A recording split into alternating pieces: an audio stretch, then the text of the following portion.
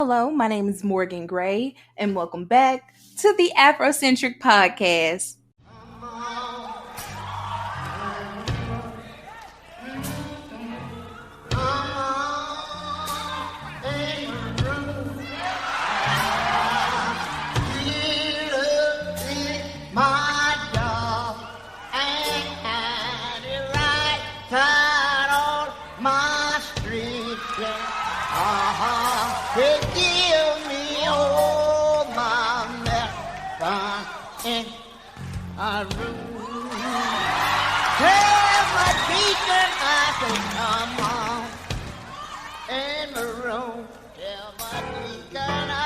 Come on in my room.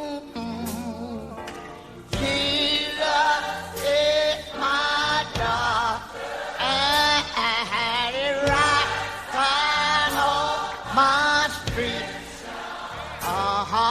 He gives me all my medals in my room. After that, come on. Tell my past I say, come on in the room. Oh, Jesus is my dog, and he rides down on my streets. He gives me all my medicine in my room. I want to see, listen, I want to see the hands of you that know him to be a doctor in the sick room. If you know he's a doctor, let me hear you say yes. Well, grandmama came out that closet and she made her way back to the living room. And everybody was just singing and praising the Lord. The children had gotten happy. The white lady had got happy. And while they were praising the Lord, there come a knock on the door. There was a knock on the door. They were just praising the Lord. Daughter ran to the door and said, "Who is it?" The man that was standing at the door said, "Listen, little girl, I'm the doctor. If you don't mind, I was just in these bars and I needed a place to turn into. Would you mind if I come in?" He walked in that room. She just raised her voice and said this. There is joy, joy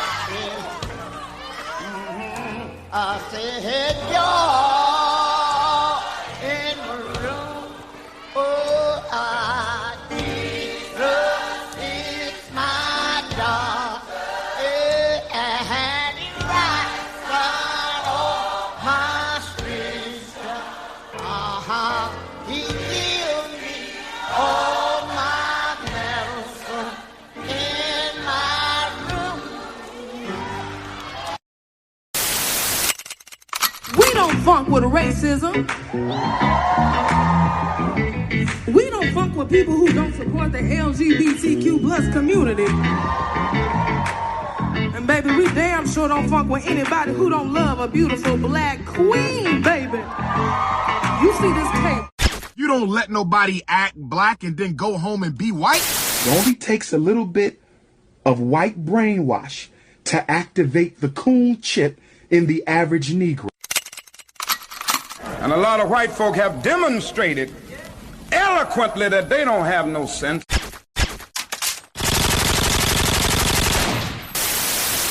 And we are back with the Afrocentric Podcast, and I am here today with a very special guest, my cousin Jessica Gray. How you doing today? Hey girl, I'm good. How you? It's good. I'm here. I'm hood. You know, you want to go ahead and introduce yourself to the people? Hey people, I'm Jessica Gray. I'm a lab personnel here at one of the local hospitals. That's beautiful. Very short, sweet, concise, and straight to the point. So the purpose of this conversation really is for us to have an open conversation about the healthcare system as a whole, as well as to discuss the disparities within the healthcare system, and also like navigating the healthcare system as a Black person. And I feel like this conversation is so important because so many Black people are afraid or have a large amount of mistrust within the healthcare community.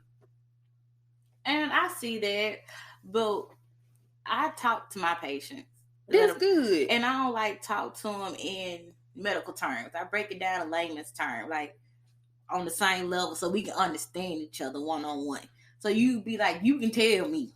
Actually, and like when you, because like sometimes people be scared to go to the doctor and they think they gotta talk a certain way and do this, that, and third. So I'll come in and we'll talk like while I'm collecting my specimens and everything.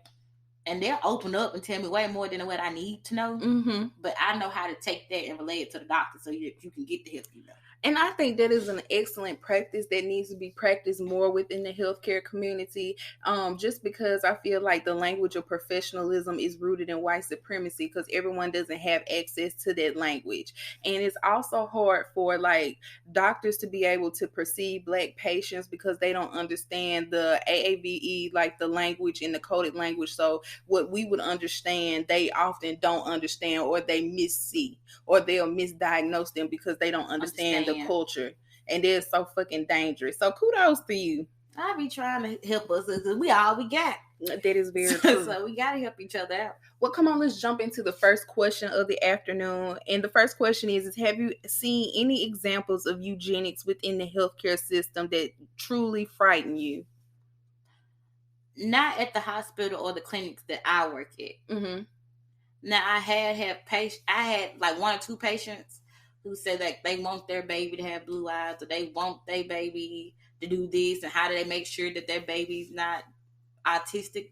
And most of the staff, and we're based in Christian beliefs, we just tell them to pray about it. That's beautiful. So like, hope for the best, baby. I don't know what to tell you. So for those who do not know what eugenics is, the goal of eugenics science was knowledge of how various traits, emotional, physical, intellectual, were inherited so that such information could be implied in order to advance the human race and perceive imagined racial superiority.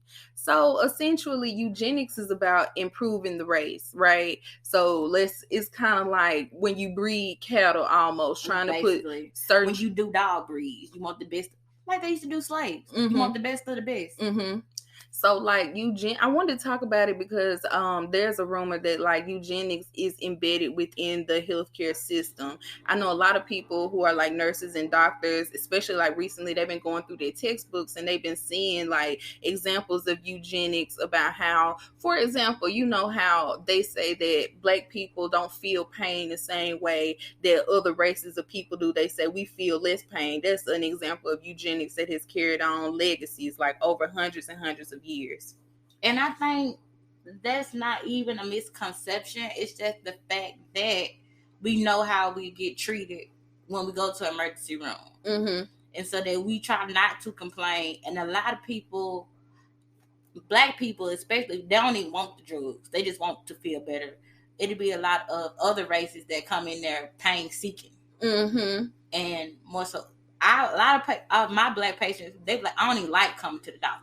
Which is true, because like they be like, I've been feeling sick for a month, and I be like, baby, you been sick for a month. This could have been life or death. Like you need to come as soon as you at least go to an urgent care or something to get checked out. Don't let your symptoms go on for a month and it comes from something that's irreversible. So like I think it's embedded in us because we had to be so tough. Like our ancestors and those before us had to be so tough along the way that we just suck it up. Like it ain't that bad. We gonna keep pushing. And it's not that we're stronger. It's our mentality, which is something I think is still embedded in slavery. Very much so. Not even just enslavement, but even as we were freed, like the Tuskegee syphilis project, and that is an example of eugenics because they injected those men. Yeah. Do you want to talk about it? Girl, it's gonna make me mad, but we can talk about it. Go ahead. Because I don't be liking that. Because like I don't like the fact that back then, I can't speak on today, but back then they were quicker to use African Americans as the test dummies versus animals. Oh, you use it on a rat. Oh my gosh. Oh my goodness, how could you? You belong in jail. Somebody call FEMA. Oh, because this is unbearable. But 6 black men, let's do it.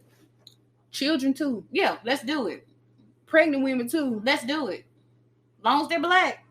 You know what I'm saying? It's cool. Because back then in the Constitution, we weren't even people.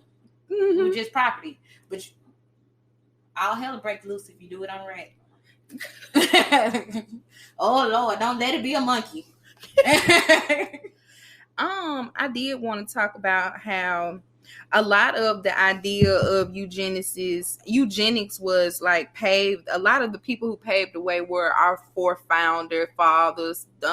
Thomas Jefferson is like a main one within this segment. So Jefferson, he really paved the way for eugenics by providing a rationale that harmonized the theories of democratic political ideologies. So he described his slaves at Monte Carlo as lacking of beauty, emitting a very strong and disagreeable odor, were in reason inferior, in imagination were dull, tasteless, and participated more in sensual activity than reflection. So as a whole, you can see that during like the time of enslavement, and it also can be seen and mimicked here in the present period, that a lot of African American people aren't seen as humans, and within the healthcare system, a lot of times they are, and they feel as if they're not being treated like humans or having full human rights and will. So I just wanted to speak a little bit on eugenics, just because it's the foundational root of the mistrust of Black people within the system. And I see a little bit of it today, like you said, with the pain tolerance and things of that nature. If it weren't for Black doctors and Black nurses and Black lab personnel that come in and help, if it weren't for the Black people in the healthcare system, I don't think that we would get the help that we need. Because we know when somebody's saying it's a 10, but it's really a 15, they just trying to play tougher than what they seen because they don't want the drugs. They don't want you to think that they're pain seeking. They just really want you to look at the problem and help them. Like, we weren't able to gain the trust of the patients to get them to open up to us and then relay that to the doctors, because the doctors know that they need us. You know what I'm saying? And if you upset me, I'm going to find a job elsewhere. Especially with COVID and the pandemic, staff don't get paid as much as travel. Overworked and underpaid. So I'm not going to sit by and be overworked, underpaid, and watch you mistreat people that look like me. As well as mistreat me. Because, you don't, at this point, I'm not valued. But I'm going to go somewhere else that does. And you can't afford for me to go nowhere else. So now you're going to take care of these people like you need to. Amen. North Carolina had a eugenics program where the sole purpose was to breed out Black people. Over 7,600 African American men and women were forcibly sterilized between the years of 1929 and 1974, making them a generation of people that were not able to reproduce or even conceive children. My next question is, how do you feel about the following stereotypes? I'm really excited about this just because there are so many stereotypes about like nurses and doctors within the healthcare system. So I'm interested to get your opinion on this. So my first stereotype is about young Black nurses being hoes. Like, where do you think this stereotype came from, and why do you think it's so prominent? I think the stereo came from just the general fact that Black women are already overly sexualized. Like, she can't help that she fill out her uniform. That ain't her objective. She's trying to go here she's trying to do her job. She's trying to take care of people. And from what I've noticed and they've observed from the different places I done worked at, when you talking about bougie, high maintenance, it be nurses. It be my Black nurses. You not finna see them doing the most to gain the attention of the doctors or any of the high profile patients that come through there. They could care less. I ain't even never thought about no high profile patients coming through there. Oh yes, we done had plenty. C-level celebrities in No. Columbus, Mississippi. Cause you know they gonna come to the smaller cities. The friendly city. Girl, I'm talking about politicians. Not Columbus.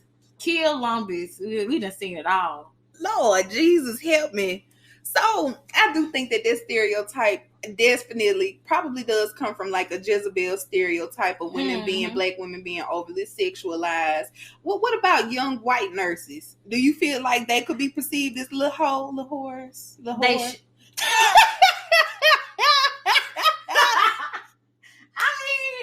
I'm gonna say is, if the shoe fit wet. All right. But from what I've observed, like the black nurses that I've interacted with, they didn't just stop being an RN. Like I know at least 3 that are now nurse practitioners. Like they still grinding. Like they are out here getting it. They gonna motivate you. They not gatekeeping nothing. Like if you want to do something, they're sending you how they did what they did. They is helping you building blocks. Like they are like going at it. And then like those are the most sweetest nurses, overworking nurses. Let me ask you this. Okay, so like you know how like white women when they go to college specifically to find their husband, to get married and become stay-at-home moms, right? Mm-hmm. Do you feel like white nurses when they get into like in some cases when they get into the healthcare system, they go there to find themselves rich husband doctors and then to go home and retire and become single moms? I mean, I've seen it happen. I could see that too. Honestly, I've never had put 2 and 2 together until this very moment. I've seen it happen. That's beautiful. They know how to finesse their way into the situation. Yeah, the real finesses. But like, it'll be. Now, I'm not saying they're not good white nurses, but I can't think of one black nurse that I've encountered that did not go above and beyond for their patients. Like going to get food because the hospital, they didn't like the hospital food, but we know you need to eat, and spending money out their pocket to make sure that you get you something that you can eat. Like going above and beyond. That's so nice. Like all the way out the way forward. Even like you get moved from the ER to the floor, they gonna find out what floor you're on and come visit you and just check in. That's so nice. You don't feel alone. Like I said, if it weren't for our black healthcare staff, a lot of our black patients wouldn't feel as comfortable as they do. So let's move on to the next stereotype. And the next stereotype is that older nurses are often mean to younger nurses. How do you feel about that? If I feel like older nurses in general, I mean, think about it. You've been working at the same job for 40 years. If you don't really just love your job, you're going to be a grumpy old person at your job. Black, white, green, purple, you know, you're just going to be grumpy. But now I will say when I first started working at the hospital, there was this one older black nurse. And if you know me, you know I cannot be bullied. I will not be bullied. Yeah, me too. And so she came off a little rough. So I had to send it back. Like, ma'am, I ain't do you nothing. Don't come over here like that. But now she's like, are you going back to school? You need to go back to school. Like now she's one of my biggest supporters. Like I can go to her for anything. She just want to make sure you're not out here BSing. So the reason why I asked you that is because of this phrase, and it's really common. Let me know if you've heard it before. It states nurses eat their young. Have you ever heard that before? No, I haven't. I've written like papers on this concept. So the idea that older nurses eat their young really is a common phrase that refers to sometimes high levels of hazing or initiation of new nurses' experiences at the hands of more experienced coworkers. But this type of behavior is not unique to nurses. It's been covered in fields from doctors to police officers and even teachers. So it's just, I feel like maybe not within the black community, because I can see cases where older black women are harder on younger black women because it's a form of motivation. Like if I don't say anything to you, I'm not worried about you. That tough love type of scenario. But see, that's not how I'm set up. And I feel like you come off aggressive towards me and I ain't did you anything. Like if I'm just chilling to myself or if I'm trying to be approachable and I'm trying to be friendly, Mm-hmm. and I get a whole bunch of rah-rah, Mm-hmm. I'm going to send it back to you. As you should. So, they probably did try to haze me.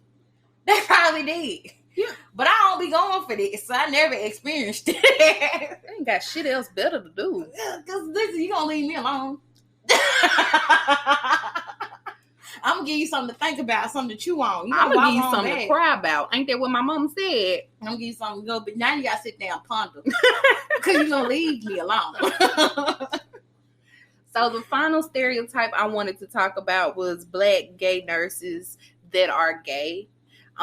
What are the stereotypes around them? And more importantly, how are they treated within the healthcare system? I feel like any man that's not a doctor or anything that's supposed to be manly, any nurse is going to be called gay. And that's just because people put gender roles on occupations, and that's silly. Mm-hmm. Because anybody can be a nurse, and that's where your heart is. So, like, the stereotypes be baloney. Baloney. You are so full of baloney. Let me tell you why that's full of baloney. Again, like, it's garbage, trash. Because, like, we have some men nurses, and we need men nurses because at the hospital that I work at, we have everything. We have nursing home. We have a psych ward. Like, you really think I'm finna wrestle a drug addict in withdrawal? You know how strong that person is? No. I ain't that strong. Mm-hmm. So I'm gonna need them men nurses to come save the day. Mm-hmm. You need a hero. And that's that male nurse. When you have an oversized person that can't roll over in the bed and they gonna get bed sores, you need that extra male strength that kind of help flip them and turn them. And like, sometimes we have kids that listen to the bass. Because sometimes we have kids that's in the psych ward for behavior issues. They'll listen to the man before they'll listen to us. Because you know that deep voice that gets you going. Mm-hmm. We need male nurses. We really need more of them. Mm-hmm. I can see that. Because like, I can really count on my little finger the time when we got it all.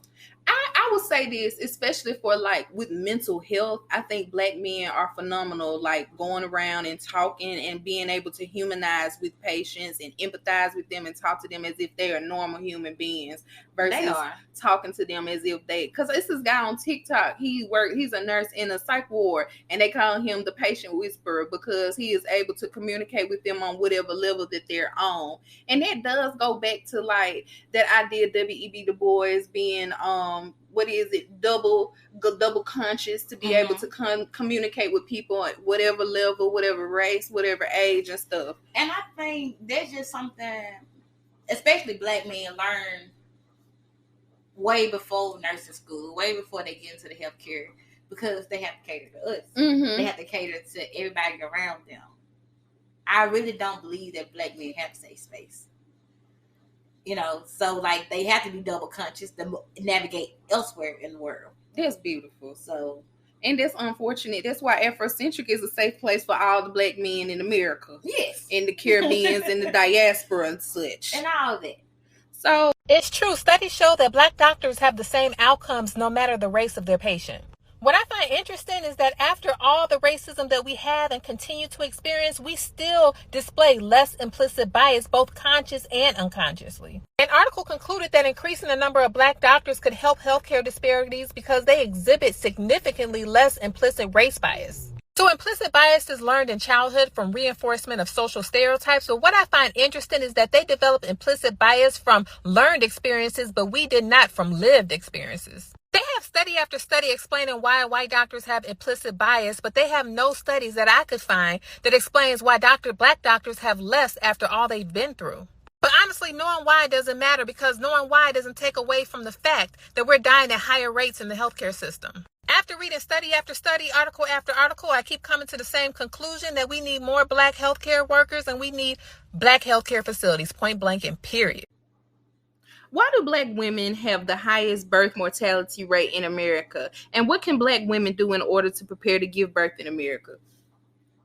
I believe the mortality rate is high, going back to people believing that we have a higher pain tolerance than most. And you can't put pain tolerance on a race. You can't say because she's black, her contractions are not at a 10. When her blood pressure is through the roof and she is screaming for help. You know what I'm saying? And like, to avoid it, I feel like you should do your research. Do your research. You got 9 months to prepare this baby to get into this world. You don't have to see that one doctor and stick to that one doctor. That's true. Go to plenty of other doctors. You done had family members that done had babies. Ask them about their doctors. How was their experience? Would you recommend that doctor? I know where I work at, one of the number one physicians for labor and delivery is a black woman. And I'm talking about she's top notch. I'm blackity black. You know what I'm saying? Like, I love her. But she don't play the radio with nobody when it comes to her patients. She comes highly requested. Like, people come in asking for her. As they should. So that makes all the other physicians work harder to get on her level. Because ain't nobody checking for y'all. They came to see me. Ain't nobody came to see you, Otis. I'm the one selling the records. They coming to see me. They coming to see the Temptations. Ain't nobody coming to see you, Otis. You wish you could work it the way I do. They come. David Ruffin. Like, they coming to see her. Let me read this statistic for you. So, according to the Centers of Disease Control and Prevention, black women die in the premortal period during pregnancy and the year following 3 to 4 times at the rate of white women. And the maternal mortality rate for black women has increased from 37 deaths per 100,000 live births to 55.3 deaths per 100,000 live births from 2018 to 2020. Like, there's such a high jump. It is. Within the last, 4 years from 2018 till now. So is that 5 years? Because it's 2023. It is 2023. But let's talk about how, the C-section, the C-section was invented in Africa and perfected in Ghana. And then colonizers, doctors of the West, they came over and they took it and they still fucked it over. Yeah, because they only perfected it for themselves. Because we were not people to them. So who cares how that's set up for them? It works for us. The people of Uganda had been successfully performing C-sections for centuries, using banana wine as anesthesia as well as an antiseptic to kill any bacteria on your hands. Europeans first noticed them doing this around 1870-something. Meanwhile, in the 1840s, you had Europeans like Ignaz Semmelweis and Oliver Wendell Holmes who were advocating for people to start washing their hands because white doctors would go from performing autopsies on dead bodies straight to the delivery room with gunk still on their hands going inside ladies trying to pull out these babies, and they were wondering why these women kept dying. Meanwhile, the women who were being taken care of by midwives were living because they weren't doing that. And it wasn't until Semmelweis noticed one of his colleagues nicked his finger and an infection set in and it killed him that he thought, maybe this is what's happening with the women in our wards. Well, needless to say, the medical society at the time hated that idea that we're responsible for the deaths of women. And so they institutionalized and called the man crazy.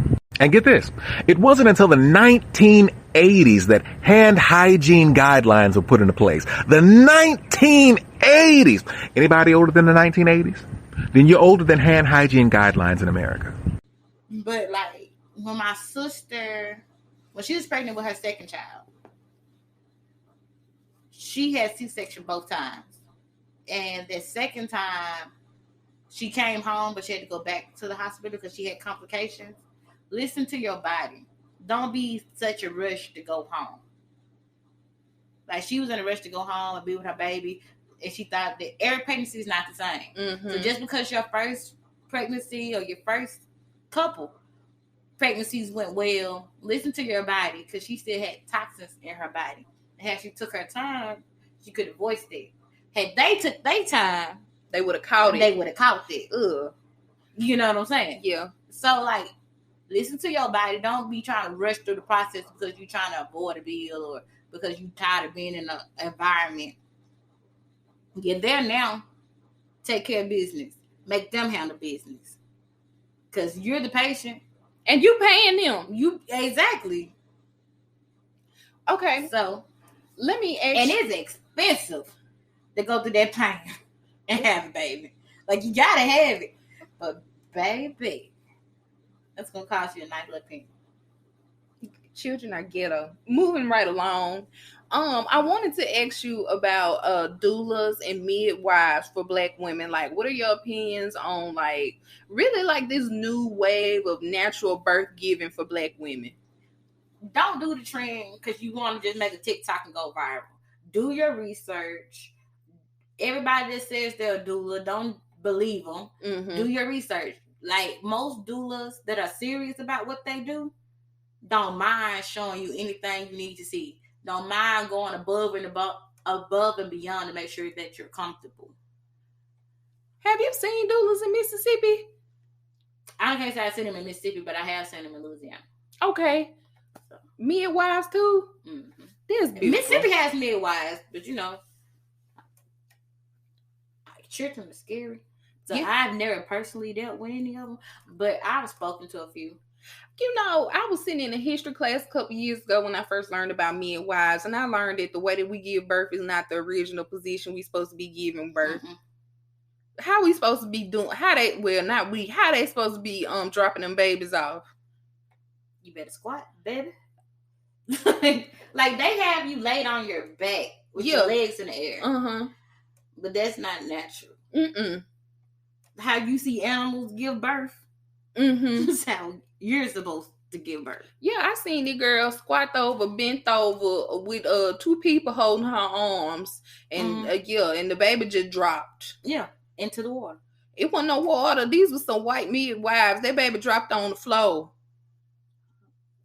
Most people create a pool of water. Little pool of water. You know what I'm saying? You know, because your baby coming from water. You don't just want to just. Yeah, they had that baby on hardwood floor. Yeah. Yeah. That's not. What you mean that's not? I mean, you want to come into a new world hitting the hard floor? If I was white, it really don't matter how you come in. You're going to come in winning. This is Afrocentric. We're talking about the Black people. True say. But I like the idea of like having a birthing aid right there beside you that's supposed to be there to advocate you on your behalf. And I do like the idea of doulas and midwives, but a lot of people are high risk. And I feel like if you're high risk, you should be at the hospital. What is considered high risk? Like some people are very petite. Mm-hmm. And that baby is very big. And with childbirth, you lose a lot of blood. If something goes wrong while some people have medical conditions that with the stress of giving birth, you can offset that condition and complication can arise. And it's either you or the baby. One person can't save you by themselves. 2 or 3 people can't save you by themselves. And they're still going to end up having to call 911 and waiting on the ambulance and everybody to get there. If you're high risk, I strongly recommend going to a hospital that you trust. Because if anything happens, they can rush you to surgery. It's only a hallway over. Mm-hmm. You know what I'm saying? Mm-hmm. Your chances of staying alive when you're high risk, I believe, is better at the hospital. Than to let a doula do it or a midwife. I get that though, because it's on site. Like, I get that everything you need is going to be right there, right beside you.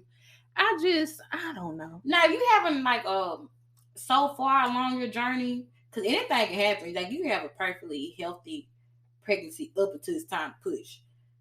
But, like, some people can't believe that they got pregnant because they're not supposed to have pregnancy. Or they'll have, like, something so unique that the doula probably could handle. But, like, if you got PSTD and that stress flash you back. Mm-hmm. Oh, wow. You know, like, it's a lot of things. Like, it's a lot of different high-risk situations. It depends on the situation. I love a doula. I love a natural birth. I love the intimacy that you get when you do that. And, like, the fact that usually when you have a midwife or a doula, they have like a dim room for you to bring your baby in so that you know you're not exposing all that light and that high frequency to that child. But in some cases, for your safety and the child, I would recommend a hospital. You got any more tips for women who are supposed to be giving birth, Black women? Your emotions and everything is transferred to your child. Don't be stressed during this pregnancy. Epigenetics, that is the word. Not eugenics. Epigenetics is a study of how the stress and trauma that the baby goes through within the womb can be transferred. So, like, let's say your grandma is pregnant with your mom, and you know, within your grandma, within inside your mom is 40 eggs within her baby ovary. So that means your grandma was carrying you, because you know, your grandma's not, your mama's not, you don't have a baby no more. Your grandma is the baby now. If you're a mama and you ain't got your baby, and your mama got your baby, then you're not the mama. Your grandmama's the baby. That's logic right there. But that it really do pass down. So the trauma of our ancestors seriously impacts us like right now within this day. Yeah, because you notice that certain things that you might do unconsciously, that is embedded. And it's so much higher for Black people, because like we like 3 or 4 generations removed from slavery. So if my let's stay on topic. All right. So let's stay on topic. Like if my grandma was enslaved, because Alice's grandma was enslaved. So if my grandma was enslaved, her baby was impacted by whatever she went through while she carried her. Plus my grandma was impacted because of whatever her mama went through when she was in her mother's womb. That's just crazy as hell to me. So we gotta hire. That's why Dr. Umar said we deserve mental reparations. We do. Absolutely. How does Big Pharma negatively impact struggling communities of color? We got to define Big Pharma first before we get up into this subject.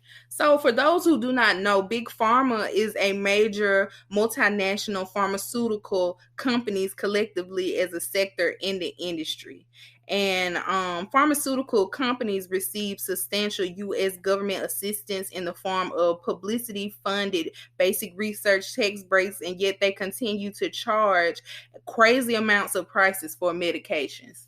So again, how do you feel like Big Pharma really impacts Black people within our community? Well, it's not a mass majority of us. Niggas still sipping on lean in the year of our Lord 2023. No some scissor, dipping on some sipping on some scissor, dipping on some. Girl. Really? Girl. I thought they was popping pills and addies. Girl. Throwing them back like they really.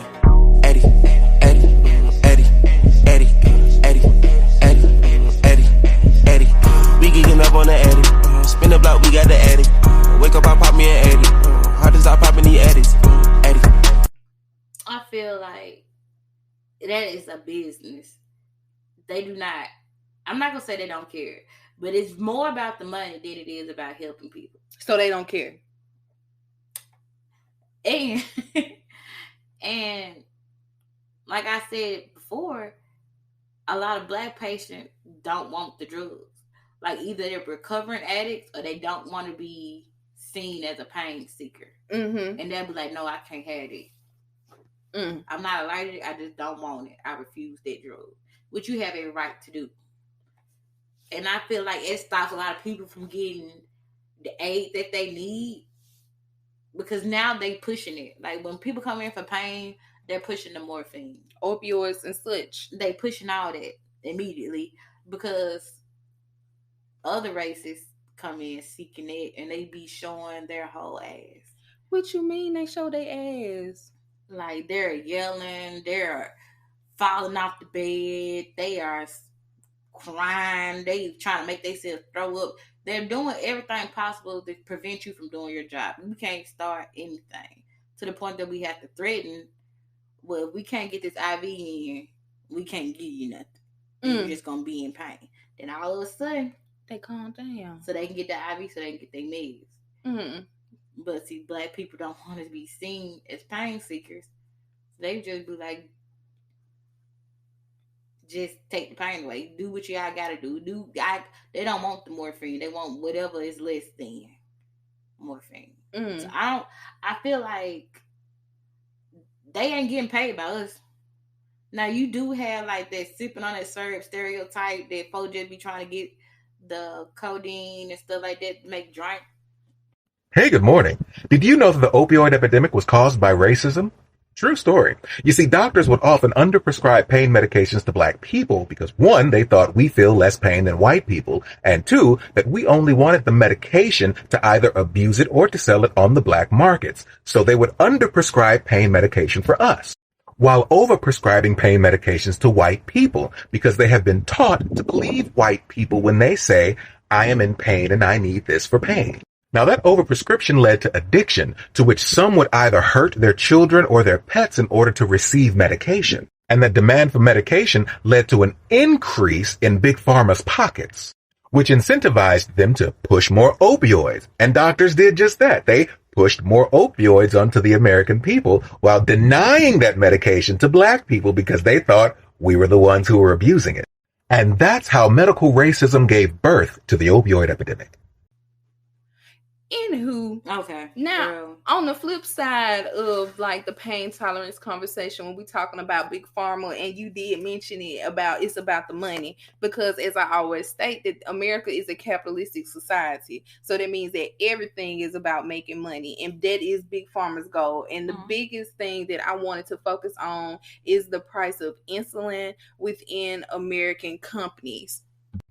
So specifically for people who have type 1 and type 2 diabetes, insulin is extremely, extremely high, but it's specifically and only for in America. Like you could easily be able to buy insulin for about $10, but it's overpriced to the point where a lot of black people have been reporting, doing insulin control, or where they spread out the amount of insulin that they put into their bodies to be able to afford it for the month. It really, honestly, some of it is price, but some of it is them using medicine for the wrong thing. It's a type 2 diabetic medicine. It's a medicine for type 2 diabetes that's used to help control it. But the Kardashians have advertised it's not everybody's using it for weight loss. That it's hard for the clinics and the doctors to get a hold of that medicine to give it to the patients that need it. Because everybody's using it as a weight loss drug. Same thing to talking about like Adderalls for people who have ADHD, because there was a huge shortage of Adderalls this summer, and it's because different people were using them for different reasons. Yeah, not for what it is intended to. You're using it for what you want to, because you can't focus, or because you want to stay up all night and study. You don't have a problem focusing on studying. You're just lazy, and so you're gonna take this Adderall. And you're taking that from the person that actually needs it. Big Pharma is still a big bitch of a beast. And because they're going to make that dollar however it go. Whether they need to sell it to the person that need it or sell it to the people that want it. The dollar is the dollar. So listen to this. Ahead of his hearing on drug pricing in February 2019, the U.S. State Committee on Finance sent a letter 14 to Eli Lilly. And Eli Lilly is the drug manufacturing company that produce insulin in America. Is one of them. And there we're asking them why insulin is priced so astronomically high. Okay, so the insulin itself costs you anywhere from $14 to $300 in America, but it'll only be $48 in Singapore, $14 in India, $6 in Austria, and $0 in Italy. So if imagine what black people could do, people of color, minority communities would be able to do if they could alleviate this expense from their budget. They could. That just means they have to go up on taxes. I don't think that's a problem. Not to us. No, it's for the rich. They ain't trying to give up no money that they need to. They don't give up no money, period. This is why I always say tax the rich. As we should, they got it. But you know, it is what it is. Jessica, have you ever experienced racism or discrimination from a white patient or a co-worker while working in your field? And if so, could you tell us about your experience? Girl, I work in Mississippi. What that mean? Racism is not dead here. Girl, I had one patient. It was a psych patient. Because they come in through the ER. Oh, he was so nasty. So nasty and so rude. You know what? She was so nasty and so rude that I don't ever bring anybody around me like that. So nasty. And that's what happened. So rude. So nasty and so rude. Well, she's telling the truth on that one. So nasty and so rude. I mean, N-word, this, monkey, this, you better not touch me. I only want the white people that help me. But the place I work at, baby, we are so petty. What y'all do? Got him a black doctor, some black nurses, some black security guards to watch his door, some black lab personnel. Everybody you came in contact with was black. Oh, he got the presidential treatment. Oh, yeah. That is so nice. Baby. I want to go to Baptist. Only thing better than OCH is Baptist. Girl. And then our white staff members, they was like, oh my God, we are so sorry. We are so sorry. But we got our rocks off just making you uncomfortable. So either you want this help or you don't. Because we ain't got nothing but black people. This is a black hospital. This is a fully black staff hospital, as far as he know. Yeah. Oh, so what you gonna do? Die somewhere else, or go to another hospital, or die on the way to another hospital, hoping your white savior will save you. Let me tell you something. I love our security so much. What they do? Baby, they any opportunity that man jumped out of line, they was doing their job. Oh, they work for Zeus Network on the weekend. Nah, because Zeus security be letting you get to them. Our security don't play no games when it comes to us. They really do protect us. They be on it. But he was so rude. And then when patients be on their deathbed, especially old white people, when they be on their deathbed, they want to confess their sin. Have you heard of deathbed confession? Or have you heard of some? I done heard of some. I personally experienced, they tell me, oh, you were just sent from heaven. You were so pretty. I used to have a nigga gal like you. Yes. Baby, let me stop you, okay? I'm going to get your nurse because I ain't built for this. I ain't going to be no nigga gal. No, none of that. No. I can't be none of that. So I'm going to stop you. I'm going to keep professional. I would have said, no, ma'am, I'm colored. I done got called colored. Yeah. Plenty of times. Yeah, I'm colored. Confusion. The baby was like, you was a colored gal. Because, we changed our hair color. You was a colored gal. What you say? Ma'am, I'm black. Just later, baby. I'm going to get a little blood. Your nurse going to be in to see you in a while. Let's be patient. I shut him up. And then this one white woman, she was trying not to be racist. She kept trying to apologize. But everything, it just kept getting worse and worse. And I knew with all her might, she was not trying to not offend me. But everything that came out her mouth was more offensive than the last time. Just stop talking. You know what is interesting? They say that racism is a mental illness. And I find it so funny because when people get ready to die or they are extremely sick, that racism come out of them. Like even dementia patients, they won't remember shit but how to be a racist. To be racist. And like I said, we have a nursing home type section. Mm-hmm. It get ruthless over there. But see, you got dementia, so you don't remember me telling you how I feel. Not the adults in diapers. Yeah, the pins. Yeah. Platoon. The catheters for every time you got a calf.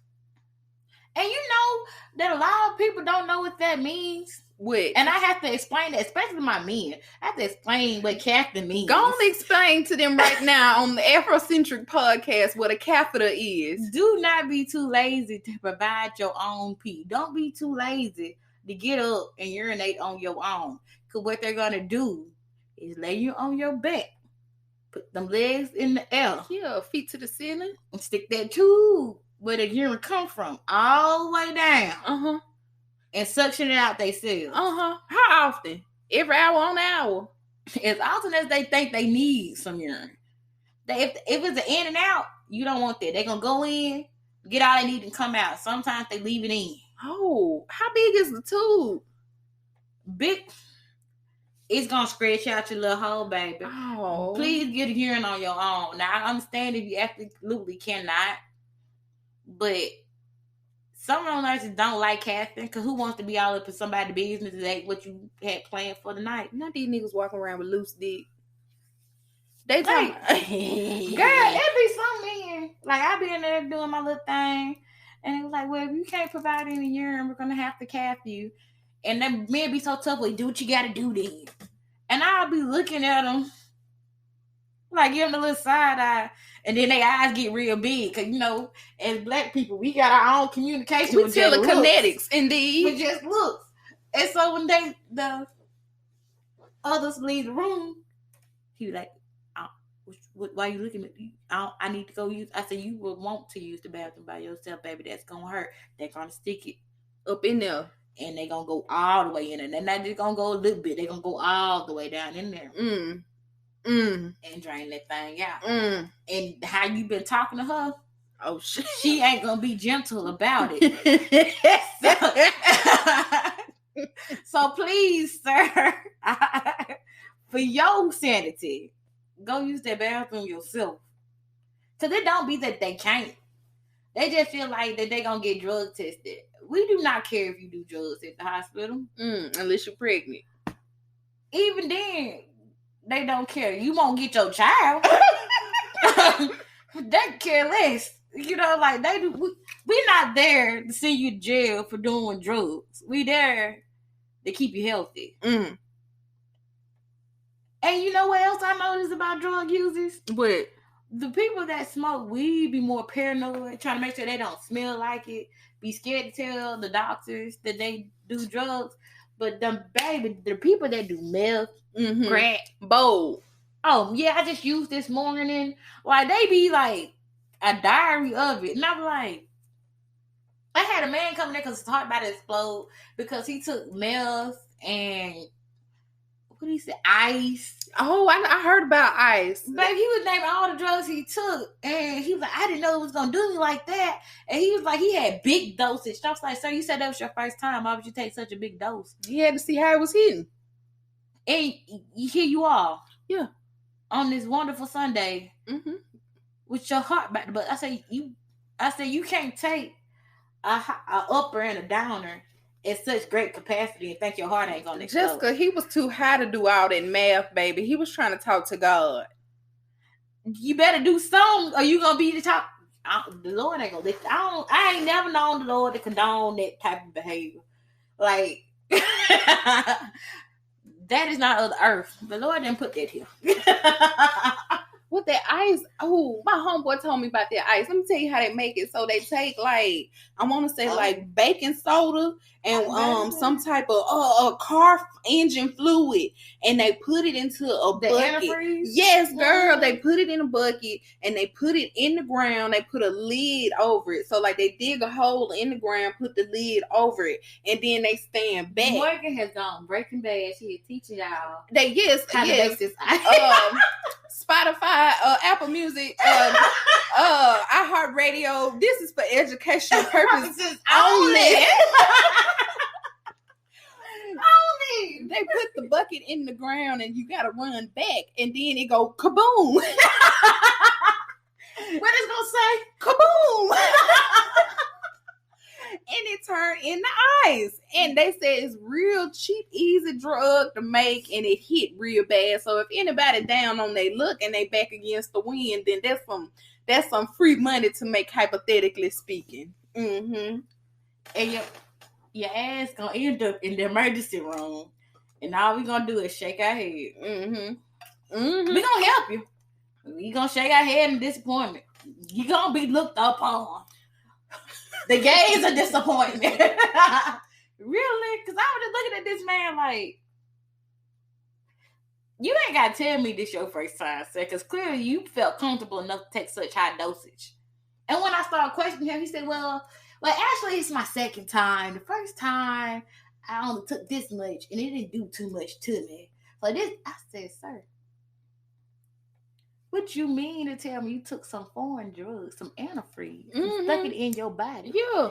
And you didn't think you were going to do all this? It ain't nothing like the first time. I can tell you, I can blow your mind. Bust your heart out, and it's going to be your last time. Because what makes you think that was okay? Where's your logic? Are you not embarrassed? Like, Jessica, I already told you that man went up there to go talk to God. By any means, when he thought he was about to go meet God, he sobered up quickly. Oh. He wasn't still high when he was talking to me. I mean, well, his heart's still there, ain't it? Barely. It palpitate. That man is okay. But like, people will come in smelling like weed. They be so scared. Baby, we is not worried about you smoking weed, because 2 doors down, this man jacked up on heroin. That chronic. We is not smoking weed, baby. That's about the safest bet. I don't know, because they done start putting fentanyl in the weed. Have you been seeing cases of people putting? I have. In Columbus? Yes, I have. Well, you can't expect too much from Columbus rat. Babe, I had patients that have worked in the government. They gonna catch y'all asses. She said she's on to y'all. She know y'all sending it through the mail. And she just waiting for y'all to get y'all big one. What they doing? They just sprinkle it on top like a little seasoning. I guess so. It don't make sense to me, because you're not gonna make too much profit if you put in what is it, fentanyl on top of marijuana. There's no way you making a good profit off of it. I don't know what they doing. You can't drink with everybody. You can't smoke with everybody. Some people just need a glass and they at their level. Some people need like 3-4 bottles before they get that level. Treat your drugs like you treat your alcohol. Handle at your level. Don't be trying to go get that pack, that pressure that your big homie who been smoking since he was 8 is getting. Them lungs handle more stuff and probably had more stuff that he cared to admit to you than you know how to handle. That is true. Play in your yard. Stay where you at. Now don't come off the porch if you ain't no big dog. Stoop, kid afraid to leave stoop. Yeah, stick with your Black and Miles, baby. What tips or advice could you give Black people about navigating the healthcare system?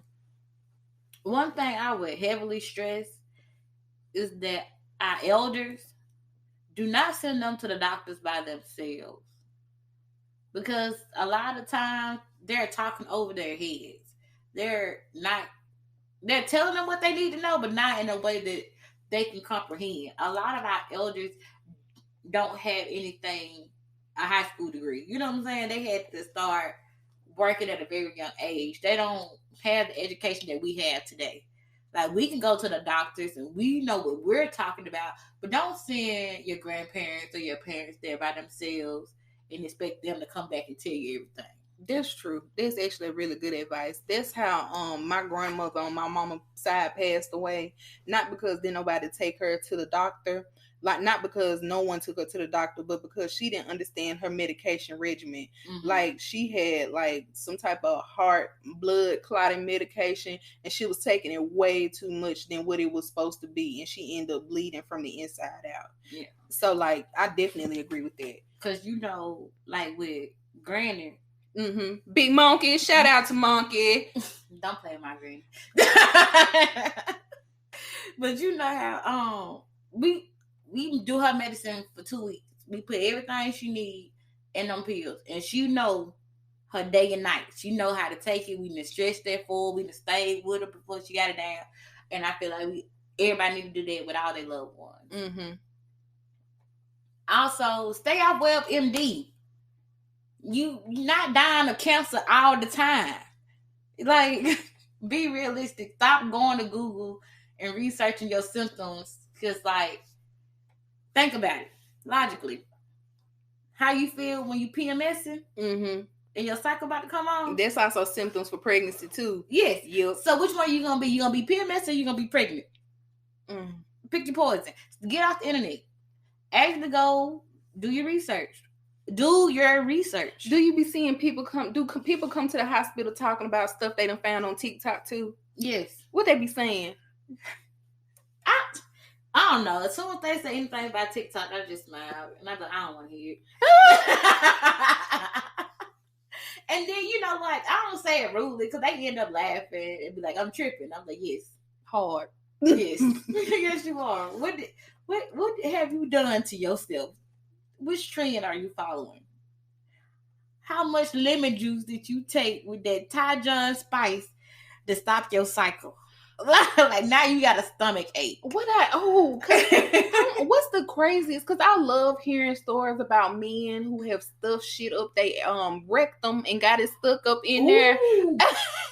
Girl, that's gonna have to be a whole nother segment of stuff that come through the lab that we have to send to the pathology department, because people want to experiment with sex. They have sex toys for your anal. What's the craziest thing something you done seen? The little expanded curtain rods? No, not Mimi Fowles.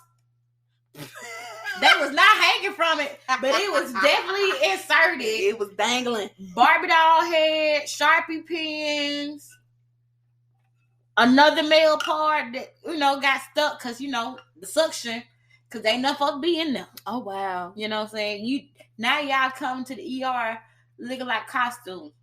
Like when they're like the riding the horse. Oh, wow. The back end of the horse. Oh, wow. Because y'all stuck together. Like, it's been so many things that y'all love to experiment, baby. I used to think I was a wild card, but working in the ER, I'm far from the finish line. Like, girl, there's been so much stuff they had to dig out somebody's booty.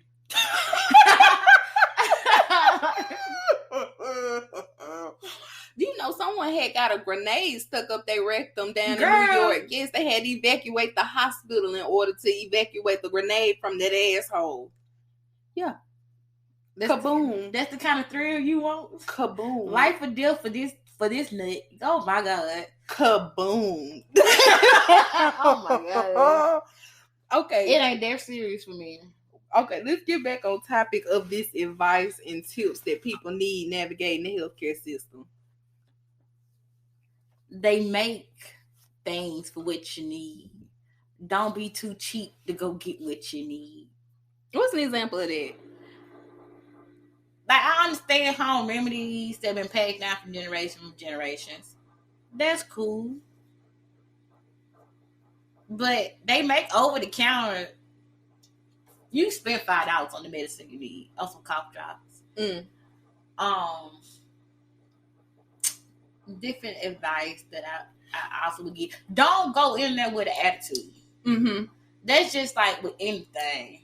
Yes, I'm here to help you, but you can't get mad at me over things that I can't control. Mm-hmm. Like, if your insurance not paying for it, that's an insurance problem. That's not a lab problem. That's not a nurse problem. That's not a doctor problem. You need to call your insurance and figure that out. Don't go in there entitled, because nobody has to help you. Wow. That's powerful. Like, if you're working in retail or you're a server at a restaurant, are you going to give your best to a table that's got nasty attitude and talking to you, belittling you, talking like you're beneath them? You're not going to give your best. I wanted to... You're going to do what you got to do to get the job done. Wow. Oh, wow. I wanted to ask you about advice for, ever since, the appeal of Roe versus Wade, do you have any advice for women who are pregnant or afraid that they're pregnant and do not want to carry the baby or the offspring, as far as like navigating the healthcare system? There's a lot of loopholes that I don't tell you about. It might sound like a good deal in certain states, but it's always a loophole. They're gonna know. Like, I've heard, I'm not sure if it's true or not, but I've heard that like the pregnancy apps, like the period tracker, the government got access to them. That's true. And like, they're gonna know if you missed your cycle. They're going to know that you're not just going to Cali to go to Disney. You know what I'm saying? So just be aware. Be safe. Is it any little vitamins or anything people can take? Stop taking that damn vitamin C. The C don't work. Gonna get, no. You sure? It's gonna make that baby so damn healthy. You're gonna be so damn mad. Oh no. That vitamin C is not gonna kill that What baby. I need to take a little elderberry. You need to take you a little condom, a little birth contraceptive, you know, the birth control. And little ashwagandha ain't gonna get rid of that motherfucker. I don't even know this motherfucker. You better hope your clones don't fall down the flight of stairs, baby. The vitamins is not gonna kill you, baby. You lying. They swell up and down. If I took me about 4-5 packs of that vitamin C, that baby was gonna go see the Lord. All right, try it out. Test the waters. I'm straight. I can't swim. Because you're gonna be really, vitamins are there to enhance your health. So you're gonna take more vitamins to help your health, and whatever you get, the baby get. They said the baby can't live in acidity, so take the vitamin C because that's acid. That's logic. I don't understand. Did I say something wrong? And what's your pH balance? 5. You sure? Positive, just like my pregnancy test. What did you say? Huh? That don't even make sense to me, actually. I know one thing, that baby gonna be here today and gone tomorrow. A lot of bullshit is here today and gone tomorrow. Day you hear me. Lord, that uterus and them vitamin C pack is gonna be found in the trash can. Yeah, you all better start carrying them condoms. Another tip of advice: don't be ashamed to go buy your own condoms. If he wanted that bad, he'll put it on. No matter how uncomfortable it make him feel. That's true. And I really think women need to stop trusting men to bring their own condoms or provide them, because they'll put holes in this shit. Man, they'll forget on purpose. But don't worry, baby, because I ain't forgot. You got a recommended condom you want to recommend to people. We'll tell them to leave them damn magnums alone. Because everybody don't feel about. But if you want to tie a knot at the end, baby, do your thing. Make it fit. But wear a condom. They make women condoms as well. Purchase your some. If you don't know what size he wear, buy your size. Get your own. And if you want him to fill out a certain one and he can't, that means y'all don't need to be having sex. Next suitor. So I got a few of my own advice tips to give Black people about navigating the healthcare system. Let me know if you agree or disagree with them, okay? Mm-hmm. So while you are navigating the healthcare system, it's important to acknowledge the role of racism and cultural oppression within the healthcare system. You also need to be working on building long-term and respectful relationships with the community organizers and leaders, as well as like doctors and nurses and hospital staff, right? Yeah. You need to retrain and educate current healthcare professionals on cultural sensitive material when it comes to the health curriculum. And that goes back to the eugenics part. When you say re-educating the physicians, do it slightly. They don't like to be challenged because they feel like they did all their schooling and they are the doctors they are today. They can't nobody tell the doctor what to do. There are some doctors that think like that. It's giving Dr. Stephen Strange. And a lot of doctors have that syndrome. Not all doctors, but a lot of them.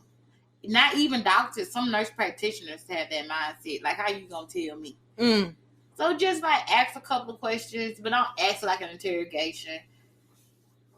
Just because, like I said, you don't want to upset the people that are meant to help you. And they also, if you feel like you got to tiptoe around them, find another doctor. That's not your doctor. That's true too. So my next one is support political and economic policies that help empower communities and hospitals. Have you noticed like funding and money and grants in y'all hospitals have been stripped away a lot lately? Or do you feel like y'all been receiving adequate enough money within y'all's industry? Oh, we've been getting them. But where have they been spread to is the question. Like, we didn't receive hazard pay. We got a one-time bonus that they taxed for COVID relief. Mm-hmm. And not to sound ungrateful. Baby, what was that? It don't sound ungrateful. It sounds like y'all aren't getting what y'all deserve, especially when they put y'all in the front lines and put y'all right there in front of COVID. Because when everybody had a curfew, the only people that was allowed to be out was y'all and the police. Yes. Now that's who we do work closely with. Because they believe, because like I said, I work in Columbus. Mm-hmm. The concrete jungle. Baby, they gonna let us slide with a lot of stuff as long as you got that badge up there. But it's like people that are working at grocery stores, not take away from anybody's job, got hazard pay. They regular pay rate jumped up $3-4. Ours did not. Kroger did not. Because I was working at Kroger at the beginning of that damn pandemic. We ain't getting no damn hazard pay, no $2-3. Walmart did. I bet Wally World did. Lowe's did. Them niggas handle wood and porcelain sinks. And they was making sure they was safe. They pay jumped up. Like, but I did not, they offered us to take COVID leave. No, collect the unemployment. But I was like, no, I'm gonna be a good Samaritan. I'm gonna go to work. Mm-hmm. I'm gonna do my due diligence. You know what I'm saying? You gotta do self-preservation first. And they're gonna pay me more, and I'm gonna be able to, not have to pay the government back because I'm lying about being unemployed. As you should. And I thought I was doing the right thing. Let it happen again. The next pandemic, we sitting that motherfucker out. Let it happen again. Because, baby, I've had to work too hard. Because a lot of people did take the COVID relief. And then, traveling started. Whether it's COVID or not, travel's going to get paid more than staff. So a lot of people left to go travel. So, like, a lot of hospitals and clinics were understaffed because most of their staff workers turned to travelers. And we're working overtime, filling in gaps. Like, what is COVID? Because, babe, I'm at work. Yeah, with 2-3 masks on. Yeah. And mask break you out. You got it imprinted. Like, I look like the Walking Dead for the same pay. And a bonus check that they took half with taxes. They ain't give y'all no little piece of part or nothing. They ain't give y'all no cupcakes. Girl, I work night shift. Oh, the cupcakes was gone by the time you got there. They gave us donuts one time. They only left one donut for night shift. So I guess they thought the 7 of us was going to split that one donut. Yes, if Jesus could feed a multitude with 2 fishes and 5 loaves of bread, y'all could split that donut. Y'all was doing too much. Y'all is ungrateful. We're made up Christ. We are not Christ. We cannot make that one donut work. If Jesus said, "This is my body," take it, eat it. Look, I got 2 more pieces of advice, and then I'm gonna go. So, the last one is create services informed by cultural humility and holistic care. And I do like the movement of holistic care that has been brought forth because, I really do want to be able to create like holistic like remedies and stuff. I just don't know how powerful they would be compared to the drugs and such that Big Pharma got. I like holistics because they act in prevention. Whereas Western medicine, you already got the disease, so we're gonna give you something to patch it up. Yeah. If you're preventing it, you never have to worry about the Western medicine because you're stopping it before it becomes a problem. You're catching it on the front end. And I like it, and I believe because you wouldn't grow it if it didn't work. It was always Western medicine. That's true. How you think folks was surviving and getting around then? I believe in it. I support it. But do your research. Don't be on TikTok following these trends. You know what's crazy? And I know the hotels gonna get mad at me, but I had talked to my teacher about 2 years ago. I had a science teacher. She was a black woman, and I asked her about Dr. Sabi's diet, and she told me that, like, she, number one scientist, black woman, never heard of Dr. Sabi before in her life, and that just blew my mind. And then when she went and did her own research after I brought it up to her, she told me that it was a scam. She was like, it ain't no specific different ways to be able to eat, to be able to help and hold your body and stuff. You need to be focusing on eating what has already been prescribed to us. Yes. And I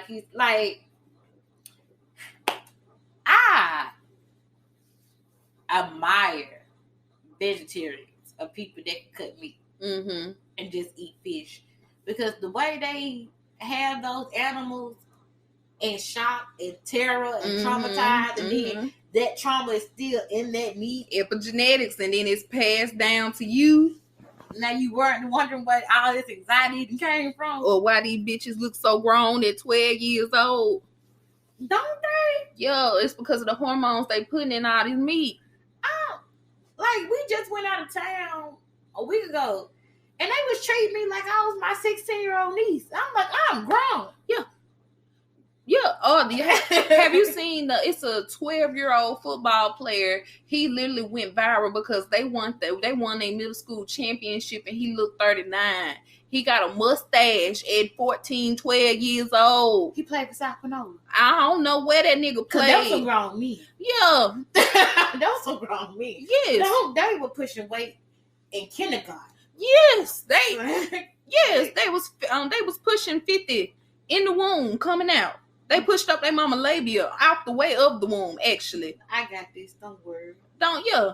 So it is definitely the hormones and the products that they put in within it. And then because we have disparities with money, we can't afford to be able to buy good food. So it affects our community. The raw veggies, the organics are 3-4 times more expensive. Like, you can get a 4 for $4, but the salad gonna cost you $10-15. I'm knowing it. And then they got all these laws wrapped up around about how much you can grow. Like, if you live in a place that has an HOA, if your shit don't look the way they wanted to, you getting fined or you getting evicted. And yes, it's all like, it's ridiculous. It's interconnected as well. And it's like they want to blame us for not having what we need, but it's so many laws and restrictions put in place to keep us here. And that's another thing. Like, when I was younger, I like gardening. We're gonna edit that. When I was younger, I didn't mind being out in the front yard planting flowers and rose bushes and, pretty stuff. You know? And Granny used to have that plum tree in her yard. We used to do all that, and then you go to Dale High. Auntie Rabbit had her fig tree and stuff. Like, we grew up with country people that grew their own fruits. It's a wild peach tree outside our house right now. And we enjoyed it, but it's not something that we just stick to. But working in the medical field, a lot of nurses got their own gardens, like they run out tomatoes and okra, and it kind of be like, shoot, I got a little green thumb. My folks used to grow a little something. I can get out here and do it with you. That's my hobby I developed during the pandemic, because I be growing all types of shit.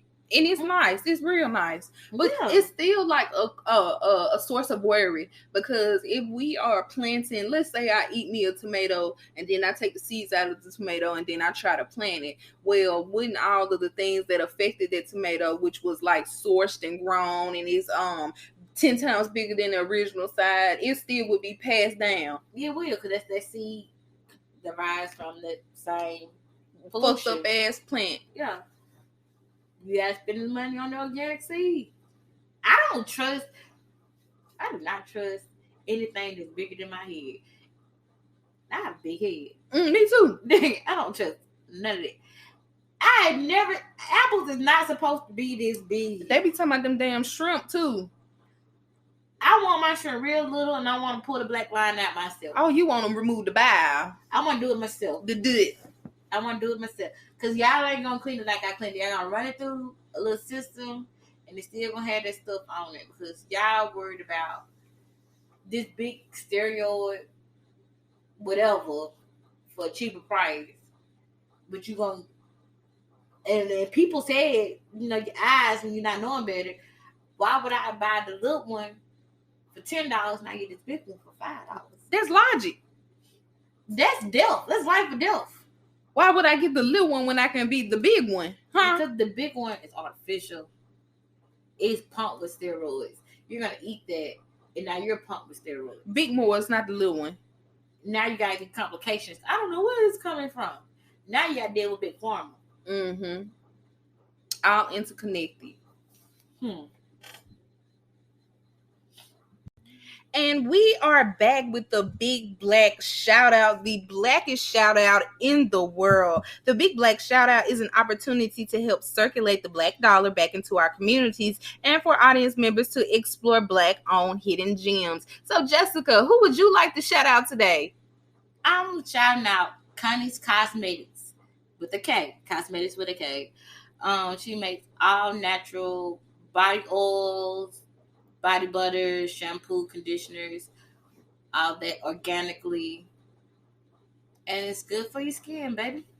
Well, that is beautiful. We love that. It's the winter time. These niggas is walking around here ashy and their foot is chapped. Valentine's Day is coming up, and if you want to get your bitch something nice, you want her to feel good and smell good. Yes. You hop that ass in a hoop, then you take that ass on Jay-Z internet and you look up Connie's Cosmetics. Can you spell that for the people?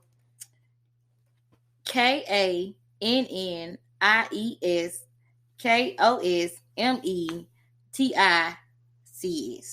Yeah. Yeah, Connie's Cosmetics. And I thank you. Thank you so much for that shout out. And shout out again to Connie. Now, if you have your own Black-owned business or you know someone else with a Black-owned business, make sure you are emailing me at the Afrocentric Podcast. That's afrocentricpodcast@gmail.com. Yes, I just want to take the time to thank you again, Jessica, for sitting down here and talking to God's people about God's word and his mission, because he said your body is a temple. Take care of it. Do you have any final words for the Black community? Don't be scared to go to the doctor. Get life insurance, get health insurance. Do the extra step to take care of yourself. Do your own research. Don't go off anybody else's word, because everybody's situation is different. Take care of yourself. Stay healthy. Well, that was so beautiful. Oh, my goodness. I do what I can. Well, thank you.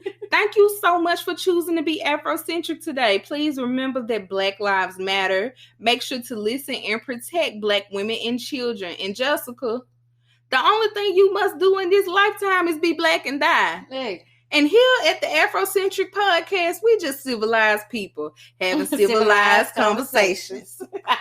All right, we'll talk to y'all later. Bye-bye. Girl. Bye. Bye.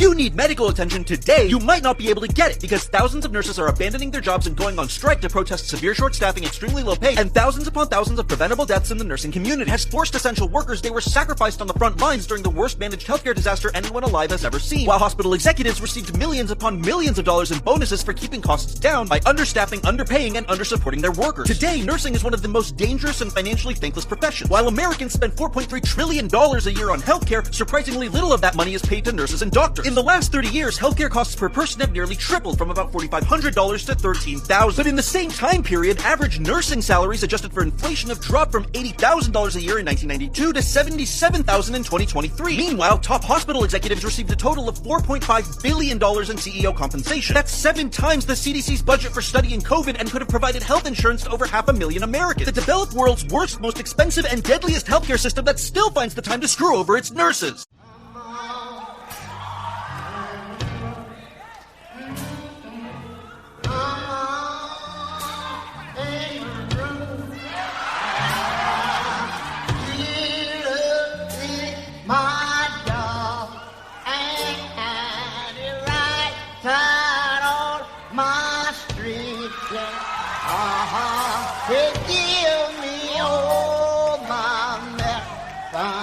in a room.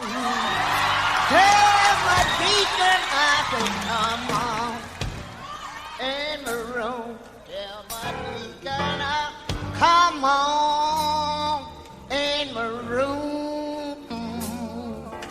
Jesus is my God, and it right on my street.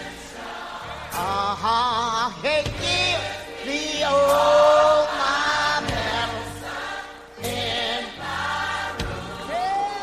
After that, come on in the room. Tell my pastor, come on in the room. Oh, Jesus is my God, and He rides on my streets. He gives me all my medicine in my room. I want to see, listen, I want to see the hands of you that know him to be a doctor in the sick room. If you know he's a doctor, let me hear you say yes. Well, grandmama came out that closet and she made her way back to the living room. And everybody was just singing and praising the Lord. The children had gotten happy. The white lady had got happy. And while they were praising the Lord, there come a knock on the door. There was a knock on the door. They were just praising the Lord.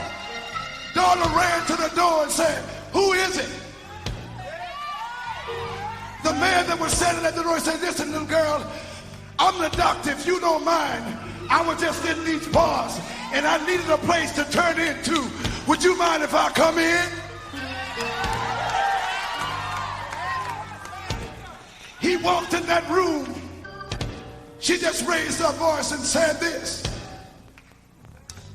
There is joy, joy in, I said joy in the room. Oh, I distrust is my God, and He rides on my streets.